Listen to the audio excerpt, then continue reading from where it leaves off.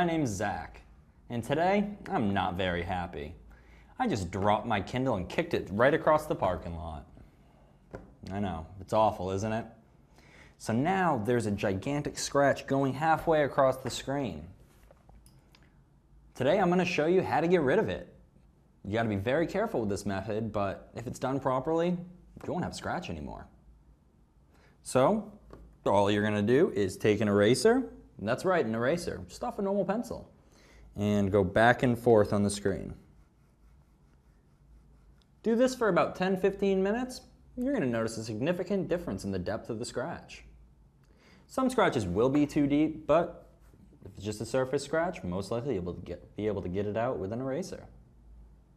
That's it. My name's Zach. Thanks for watching.